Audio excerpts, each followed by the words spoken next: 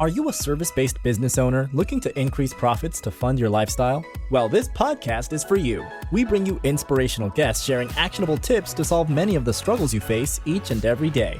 And now, over to your host, Paul Higgins. Welcome to the Build, Live, Give podcast. If you're a first-time listener, welcome. And if you'd love to subscribe, that would be great. If you're a regular, thanks for your support. Why not email me some feedback at paul@buildlivegive.com. I would absolutely love it. It means the world to me when you give me some feedback. So today's guest is someone that has had 30 jobs. That's right, 30 jobs. And what they attributed to is they wanted to find out what really filled their tank. So what's something that they could do day in and day out and be truly passionate about it. And it took them quite some time to find that. But for the last 16 years, they've helped companies really find out who they are, okay? And they do it with evidence-based, and they talk about it in their book that is about to release. They also challenge me on what I say about, well, all consultants are exactly the same or very similar. We all do a similar thing. So the guest really challenges me on that. And he also gives you some great examples of companies that thought they were something when they realized they were something else, and just the huge impact, financial impact that had on their business. So what I'll do now is hand you over to David Charles from Living Blueprint, where he gives gives you a fantastic understanding of who you really are. Welcome, David Charles from Living Blueprint to the Build, Live, Give podcast. Great to have you on, David. Thank you for having me. Yeah, so you're in not so hot Canada at the moment, is that right? Well, I choose wisely where I'm in Canada, but I went to the one little pocket on the left-hand side, which is always warm. So I'm in Vancouver. I grew up in Calgary, and I decided that minus 30 and minus 40 wasn't meant for hairless mammals, so I left.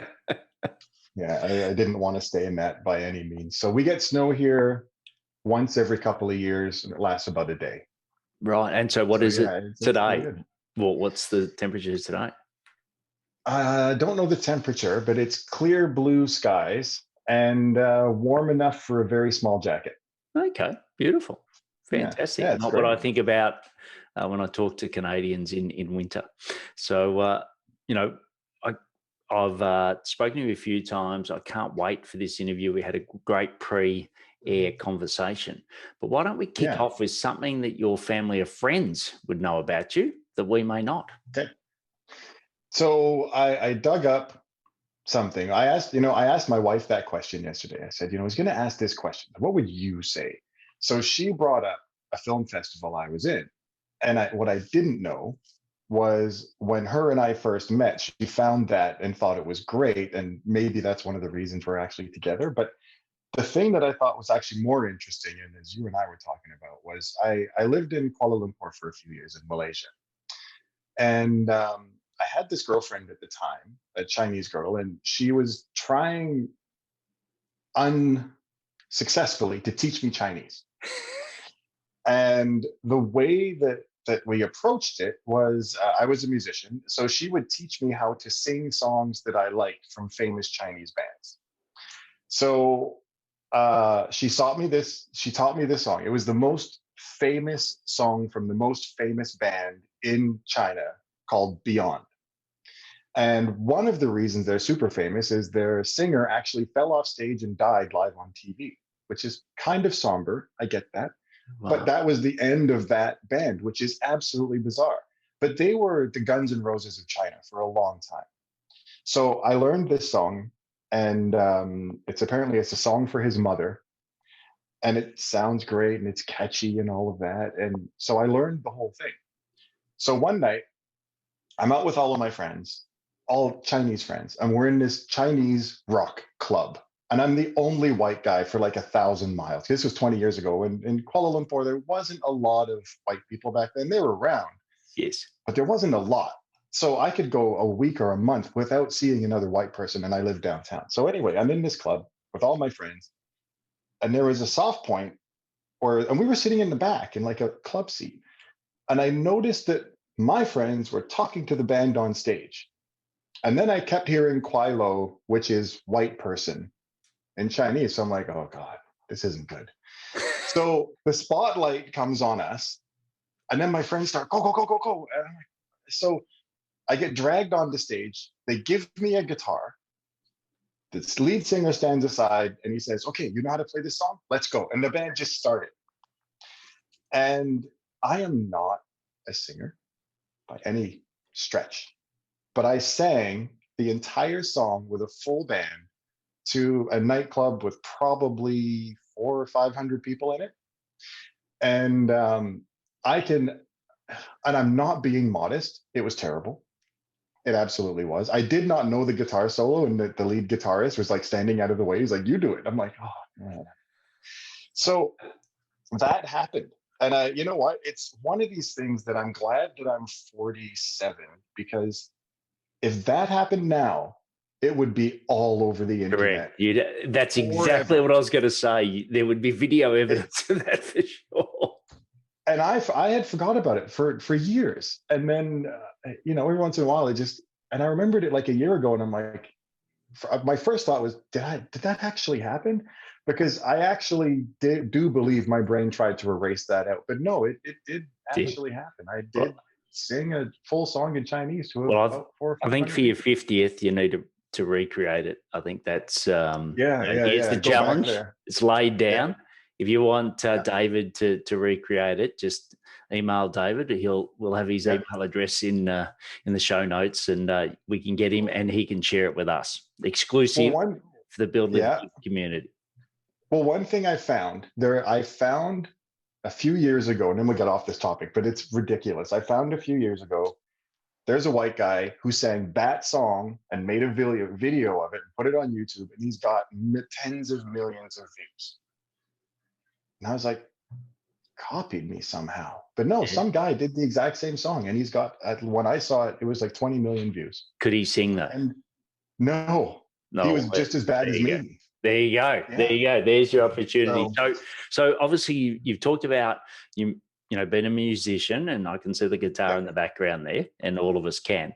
So tell me, musician, animation, then into helping companies. Tell me a little, or tell us all about that journey, and in what would take me as an Australian to drink a beer. Oh God. It's not long. Is that no, I figured, it was the endless pursuit to find a full tank of gas for me. I've always been fascinated by someone like Paul McCartney, who he just released an album. Yeah. And I don't know how old he is, but he's had 78 or something like that. He's pushing 80. He's been doing this for almost 50 years. He just released an album. And he's figured out a way to exist in the world by capitalizing on exactly who he is, what he's extremely good at, what he loves to do, what he's relentless at. He and Lennon wrote like 300 songs, and they said they never had a dry session. They always came out with something. And people love buying it. His concerts sell out globally instantly. So I've been on a quest, and I didn't know this for a long time, but the reason that I've had 30 plus different jobs is because that's what I've been looking for. So when I did music, and I know you're on your second beer now, but the gist of it was, what's a full tank of gas for me? How do I find that? So when I did animation, I'm like, well, I don't write the script, and I don't have it in me to write the script.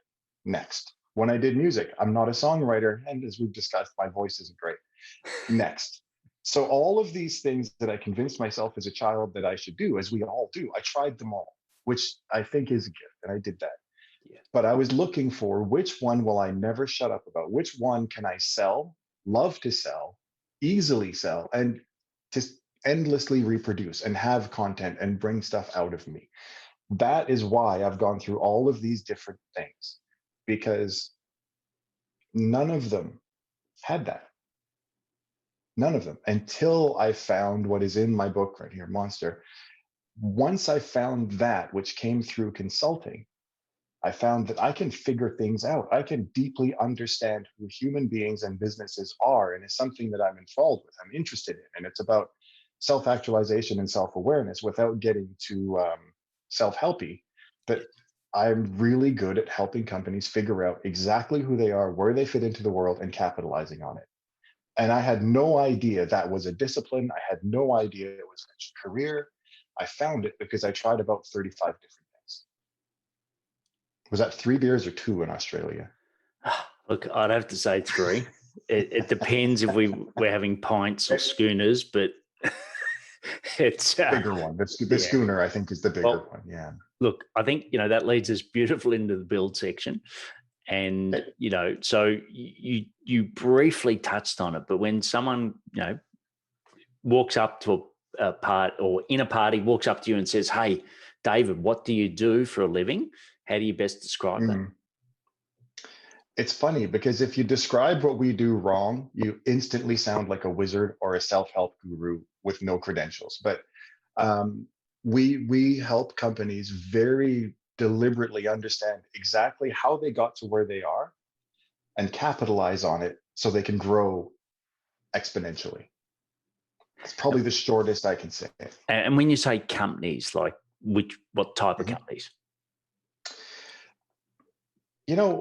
When I started my business, I think it was 16 years ago, I got a lot of advice from people saying, well, you should focus on one market. It should be real estate or this or that, and I never liked that. I never thought that was a good idea. I surely understand it, but my thought back then was, okay, so I study auto companies or book companies or whatever. I thought, well, okay, all I'm going to do is I'm going to build up a wealth of knowledge. However, I'm also going to build up a bias, which means I'm going to take that bias in with all of my clients and make them all feel and look the same. The biggest problem with that is I'm going to leave them out of the contract they hired me for.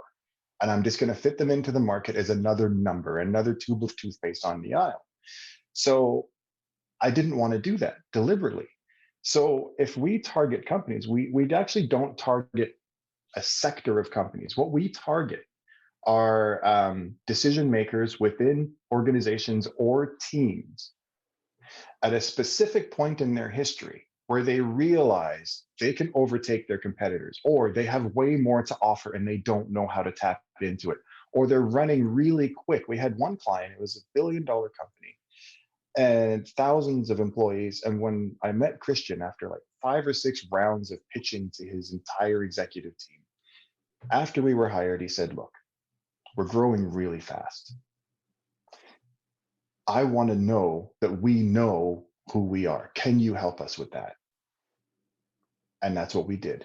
We verified and added onto and added clarity. They didn't know how to say it before, but we knew because they're the fastest growing retailer in British Columbia and arguably coming up upon Canada. They're outselling everybody. So the quest was, why? Now think about this.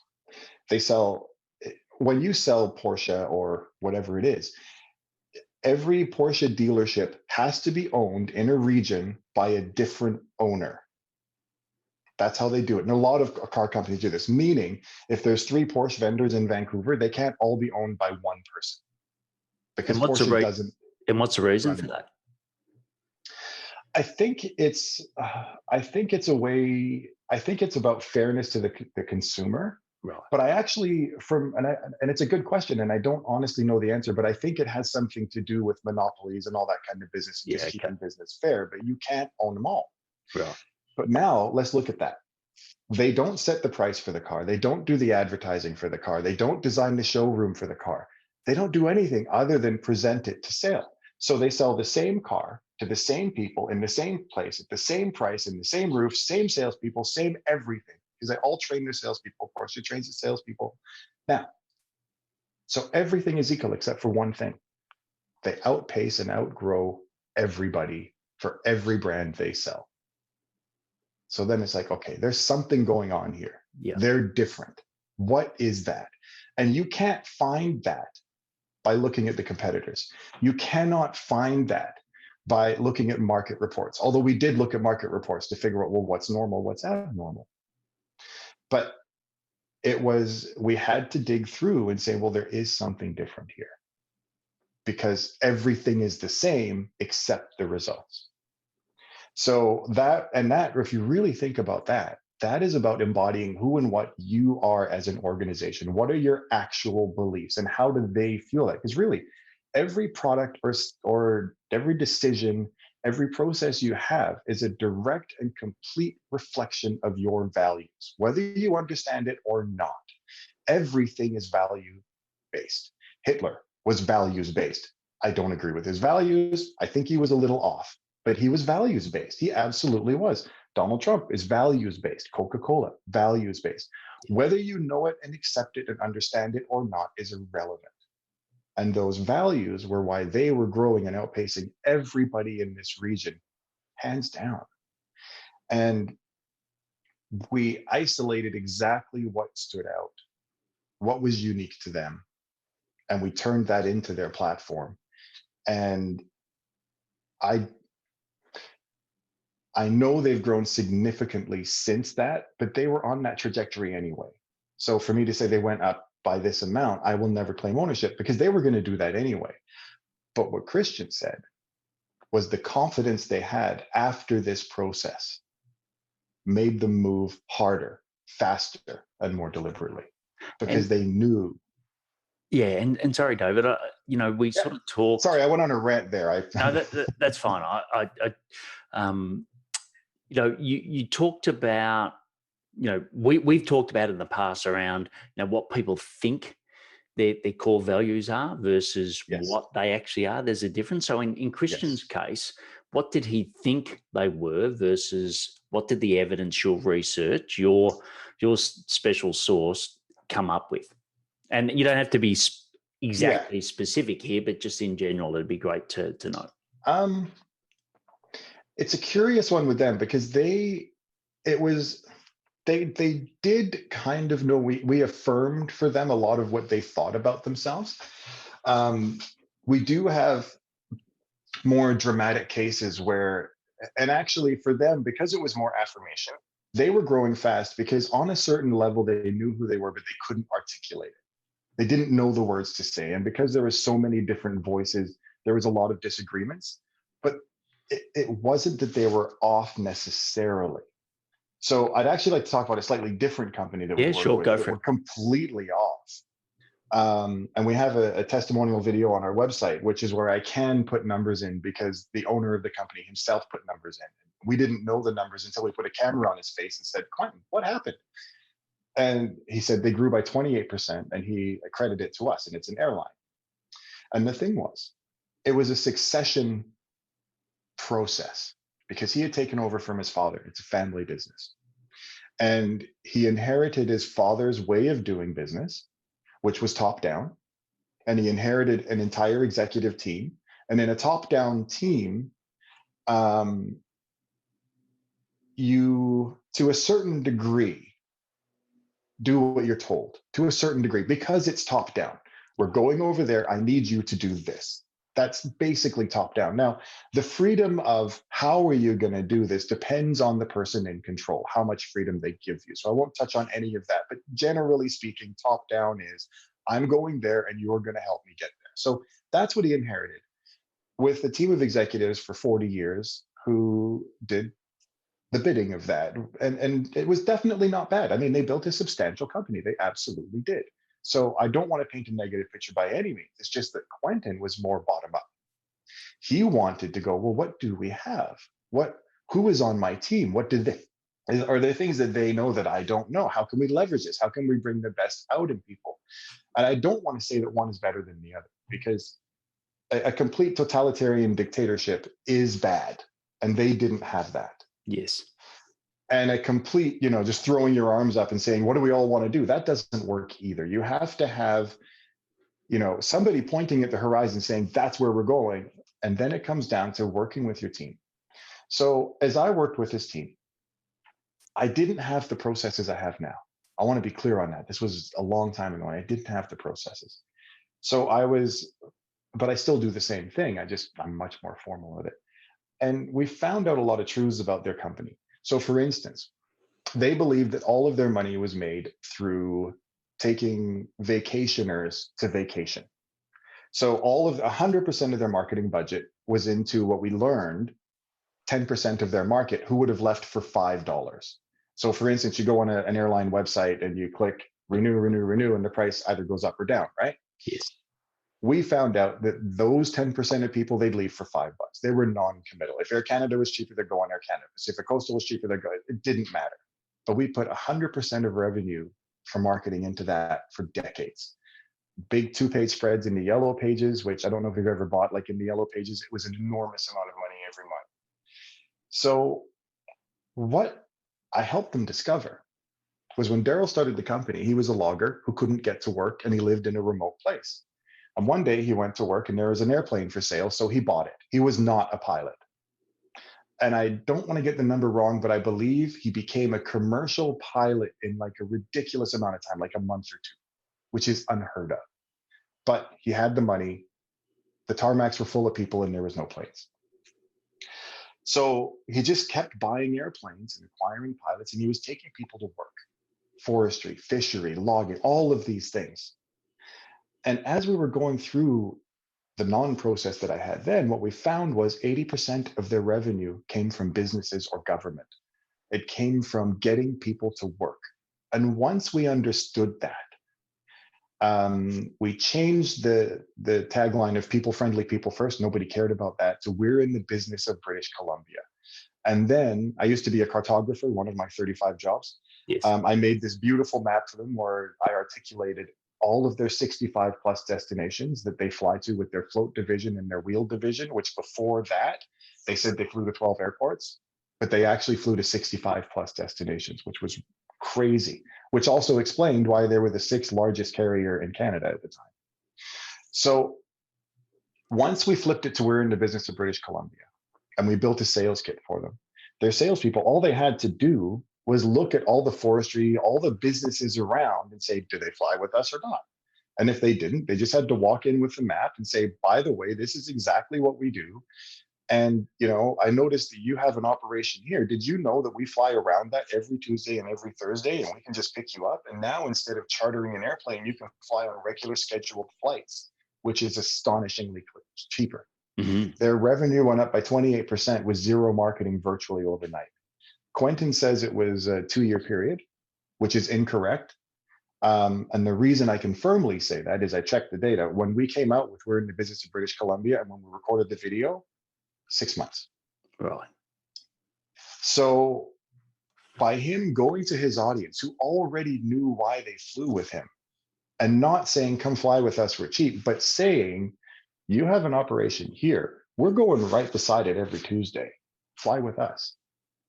Yeah. And I helped them package all of their rates, like Bravo Classic and Encore. We named and branded the different fare types and all of that. We put all that around. So, and I remember talking with their sales guy, and he said it would be crazy if I could sell all 3 packages, because you get the economy flying where it's cheap, but there's no benefits. You get the really expensive flying, you get on any flight, do anything you want. His first sale was like a reasonable amount from a company in every single package. Biggest sale he'd ever done in his life. Because the market knows what you are, whether you know it or not. They know why they fly you, whether they can articulate it or not. And by them telling people the wrong thing that nobody cared about, it was just noise. And it never meant anything. It never did anything for them. By coming back and saying, here's the map. This is exactly what we do. This is exactly why we do it. Here's all the evidence. Here's the proof. Revenue went straight up. So look, brilliant example. So, I'm a service-based business owner. I'm a consultant. Like you said, people are picking me based on my values and personality in a lot of cases, because what I do is similar to other people. We all think it's different, but it, in effect, it's pretty similar. Your book that's sitting there in the background, how much of your methodology, like how much could I apply of your methodology based on reading your book to achieve that? Because I know, often I say to people, not what's your unique point of difference, because I think that's hard to describe, but, what is your point of difference? People find it hard to articulate that. Does your book that's coming out, I think, in Q1 21, does that help? That's what we're aiming for, yes. Yeah, does that help answer Absolutely. Yes. And the reason it's got the word ideology in it is specific. So I want to challenge you on a couple of things here. Yeah. The words you were using there were all pretty similar. We all do a lot of the same things. And you were talking around that angle. Yes. I'm not going to go personal here, but I'm going to use a personal example. Yeah. Is your wife the same as every other woman? And could you easily swap her out because she's a woman and they're a woman? No. No. Our businesses are no different. You are no different. We are no different. We are taught to believe in business. A lot of the things that you were saying, and I don't want to attack, I'm just saying, This is the ideology, is we are fundamentally different. And the differences are astonishingly slight. And we can prove it. And the ideology is about, if you subscribe to, we are all the same, it's all been done before. I do believe that's a losing proposition. And the reason being is that does one thing, Paul, it leaves you out. Yes. Because if we are all the same, which is absolutely untrue, why are there so much dramatic differences in how we operate? On the outside, Apple, Samsung, you could say they're exactly the same. But look at their results of what they did. Look at the new M1 chip. This new fellow running Apple might just be the next Steve Jobs for what he did with the chip technology. He might actually be the next Steve Jobs. He might actually change the world. The reason that what is his name? I'm losing it. The new leader of Apple, brilliant man. Tim Cook. Tim Cook, brilliant. The difference between him is slight. So the reason the M1 chip came about was he went to Nvidia and said, I have a different way of building a chip on a specific type of methodology. I want you to do it. And they said, no. And he said, look, I want phones to be faster than computers. It's just a saying. It's just a thing. But he said, I want the phones to be faster than computers. And Nvidia said, I don't think there's a reason for that. So he walked away from them. They missed something important. If a phone is faster than a computer, and then you put the chip in the computer, you've just taken over the planet, which is what Apple is arguably doing right now. Yeah. Now, again, when you come back, and if you say we're all basically the same, it's not true. We are vastly different in things that look the same. We can sound the same. And it's so easy for me to erase myself out of my own business and just say I'm the same as everyone else. And I can touch on that because I did that. So where do we want to go now? I mean, that was, do you see what I'm saying about that? Every consulting business is vastly different. When you look at the complexity of your background, Paul, and what you bring to the world, how you think, how you operate, how you talk, how you pull things out of people or suggest, that's only 50% of your practice. The other 50% is the receiving end. The world, how it responds, what it needs from you, what it wants from you. And when you add all of that up, the likelihood of you being the same as your competitor is almost zero. Yeah, that's great. Now, for people that have either got poor eyesight or if you're listening audio, you're not listening to the video, it is Monster, Your $1 billion Ideology. So by David Charles, and it will come out. He's promised us here that it will come out in Q1 21 of this year. I'm still getting used to saying 21 now. I know, right? 2021. Before we go into the live section, I'd just like to talk about our assessment. So our assessment helps you work out if you're going to have a low or high seven-figure business in 2021. You go to paulhigginsmentoring.com/assessment, and there's 15 questions that you can probably cover off in 3 minutes. And then at the end of that, it's not like any other assessment where it's a nice tick in the box. We actually give you your results, and I have a specific call with you based on your results.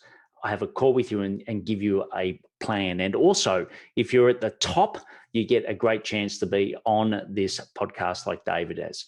So just go to paulhigginsmentoring.com/assessment for that. So the live section next, David. So what are some daily habits that you do every day to make you successful?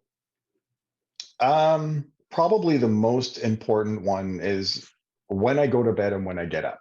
It's something that I altered 2 years ago. And I go to bed at 8 o'clock and I get up at 4. Wow. And the reason I do that is at 4 o'clock in the morning, whether I accept it or not, my brain is going 1,000 miles an hour and I can't stop it. So, what I did for most of my life was convince myself in bed to go back to sleep. Yeah. And then I would just be more tired when I woke up because I go into another phase of sleep. And it was just, and I was lethargic all day. So, the most important thing I do is getting up at 4. I have a reasonable regiment in the morning. I'll play my guitar for an hour. I'll do all my emails, but I try to get some work in, try to write or do something for a client. But definitely mental health is part of that in the morning. And then another thing that would be definitely characteristic of me is my whole life, I've actually been very neat. Everything has a place, everything is in its place. If my room or my office is a complete mess, it's typically because my head is a mess. It's a direct reflection of what's going on in here. Yeah. If my whole office is clean, but there's a couple of cupboards empty, it's literally a metaphor because I haven't got there yet. So I'm hiding something in here. So it actually is very connected. Um, so definitely being neat, organizing, structuring, understanding what I want to do, laying it out and going about it and making a list and checking it off. That's definitely how I do everything. Yeah. And I'd love, I'm a sort of 5:30 a.m. guy. Most of my calls are with the US and being down under. Yeah. Sorry, I should say North America, not just the US. Down under Yeah, makes early starts, but I really struggle to get to sleep, and it's happening as I get older. It's getting later and later. So maybe just a couple of tips. So 8 p.m. Like, how do you get to sleep at 8 p.m.? you know, I don't know what it is, but I could fall asleep on the couch right now. Like I'm a good sleeper and usually a heavy sleeper. So for me, I noticed like that I have this regimen. My body is used to it, and I can tell myself what time to wake up. I can pick a point in the night and say, wake up at 2. I'll wake up at the clock. It's like 2:01. So for me, I don't have any tips because for me, I just go to bed and I just Just do knock it. right out. It's very rare that I stay up and think, and it's typically because I'm up since 4. So I know between 7 and 7:30, I do a nosedive. I can feel it coming on. My brain just goes to mush, and I'm in a nosedive at about 7:30.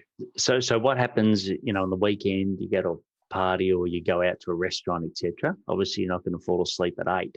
Do you still get up Well, in, early? in 2020, there was none of that. But in on the weekends, like Friday nights, Saturday nights, typically I will stay up and watch a movie with my wife and things like that. So I'll just be a bit more cautious Friday morning. Like I might sleep in a little bit more Friday morning and get up late, like at 5:30, like you, or 6. Yeah.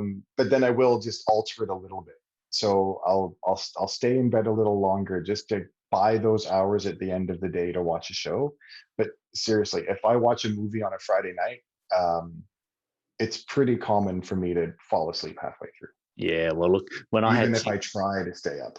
when I had 6% kidney function, I was sleeping at any moment. I bet. So I yeah, bet. it was challenging. Now I've got full kidney, or as good a kidney function as I'm Mhm. going to have, and that keeps me awake a little more now. Yeah. So we briefly mentioned Sandy. We've spoken about her a couple of times, but she's Yeah. watching this right now. What would you love to say to her about the support she's given you through this journey? Oh. Um, you have to start with the cliches. I mean, I literally wouldn't have what I have without her. And it's interesting. Like, with where we've gone with our ideology and all of that, she's the engine inside of the pretty car that makes it all run, and not just as a metaphor. I mean, where she's actually now on the book cover, where on this book cover is just me and Amir. Yeah. But if you go to my website, she's now the third person on there because she adds so much value to everything we do. But then when it comes to the life we have, the daughter we're raising, the way we want to raise her, and how we want to live, I think we've really pulled off something amazing that works for us and makes us very happy. And she's really I don't know if many women could be married to me, but she's pulled it off well. Brilliant. Brilliant. Excellent. So the next section's about a community or charity that you support. I call it the give section. So I know we spoke prior that it's probably a community. So once again, under a beer, because we are, getting close to time, what would you like to mention in this section? So when I started my business, I had already done 3 years as a marketing director in a high-tech company. And I waited from the day I started Living Blueprint to the day I went on stage was 8 years, plus 3 years of working as a marketing director. So after 11 years of learning, practicing, and doing business, then I decided to go on stage. And the reason was, in those 11 years, I went to a lot of speakers. And I found that there were a lot of speakers that I really didn't feel were good enough. And it's not that I'm elitist or anything like that. It's just you go to a speaker, I want to learn something. I want to be taken back. I want them to know things that I simply could not possibly know. And I found that a lot of speakers are doing it because it's good for their career. Their boss told them to. It's a good opportunity. There's that. Then there's also people that they have good content, but they're terrible speakers. Yes. Or they're brilliant speakers and they've got nothing to talk about. And I was fed up with all of it. So I was literally on the toilet one day, and also the technology part, the first 10 minutes of most presentation is people trying to figure out how to make the technology work. Yes. Like, I don't want that. Yes. So on the toilet one day, and I thought, what if I go on stage with an artist? And the talk is a metaphor, and I don't script it because I know it. That was my test to me. If I know what I'm doing, I shouldn't need to script my talk, but I need to outline a metaphor. Then I come up with an image for the metaphor. So then I hire an artist to paint or draw the metaphor as I'm on stage. So no presentation, no technology, and it's testing me. Do I actually know my stuff? Great. Gonna do it. So then I thought, well, I can't have two people on stage at once because I built a stage. I built a traveling stage that I can take apart and put back together. Well, how am I going to erase another human being off stage? For some reason, I decided to put them in a full body leotard, head to toe, white leotard, same as the backdrop, hence the term leotardist. And go to my Living Blueprint and click on the videos, you can find it there. And it was fantastic. So the drama of it was amazing. So what we did was I would get it. Nobody knew. We never told anybody, even the organizers. So I'd say, okay, here's my bio, read this, play this video of a client saying we're great, and then introduce me. So the first one we did, there's about 150 people there. We're backstage. We had no idea what was going to happen. And I hired this fellow to do it. And he puts the thing on. He's like, I can't see. So we took scissors and cut his eye holes out, which makes it look even better. And I'm like, not easily for eyeballs. It was packed. So I said, okay. And we were at the back of the room. They introduced me and I said, you go walk through the crowd silently. Don't say a word and touch people as you go by. Grab them, pull them, walk up on stage and just start drawing and don't say anything. And it was always the same. Hysterical laughter, weird laughter of what the hell is going on, and then silence. And as soon as it went silent, I'd march through the crowd and just start my talk and never acknowledge the leotardist. And the thing that happened that we didn't expect was this visceral experience for the crowd where, because they don't know what's going on, but they know something's happening, they witness the artwork being built on stage. And at some point, 10 to 15 minutes in, they realize it's a metaphor. So the feedback we got is people kept checking with that, listening to me. And as the picture came through, they were actually a part of it being made. So it was actually a really visceral moment where we all connected. And it worked way better than we ever dreamt. It's actually really amazing to see and do. And if I ever do a TED Talk, I want a leotardist on stage painting with me because it changes the game. And when the metaphor lands and I talk around it through the ideology, it's really a game changer. It's really fascinating. Brilliant. Well, I think, as you said, go to livingblueprint.com.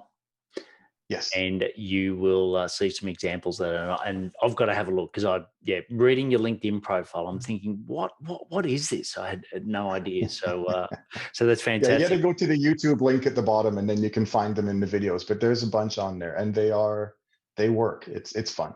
Great. So the last section's the action section, and I really do need some rapid fire answers Yes. from you here. So the first one is, what are your top 3 personal effectiveness tips? I think we kind of covered that. Getting up early, but really, if we get rid of all of that into the ideology, it's once I learned how I operate, what I like to do, and capitalizing on that, for me to be truly effective, it was first deeply understanding what makes me tick. What is my endless source of energy and thought and discipline, and doing that. Once I had that, everything changed. Before that, it was like, oh, I got 100 things to do today. So it's that understanding deeply who I am, which is exactly what our process does. I selfishly built it to figure me out. That's what it is. Great. And the next is, what's a piece of technology that's essential for running your business? Um, Oddly, the Adobe suite of products. Okay, great. Because building all the stuff that we have to build, like I'm very hands-on in building things. So that really is my crutch at this moment. Great. And what's your best source of new ideas? YouTube and reading. Great. And the last question's the biggest one, and I'll leave it to the end for that reason. But what impact do you want to make on the world? Abraham Maslow, 60 or 70 years ago, said 2% of the world is self-actualized. That's what he predicted. And there's a lot of evidence around that. What we're going to push with our book and our methodology is we want to change that number. We want to influence that number. Because of the way of what we built and how it thinks, how it operates, it does breed self-actualization. So our aim is to actually do our best to influence that number and have more people and organizations self-actualize. Wonderful. So it was an absolute joy having you on.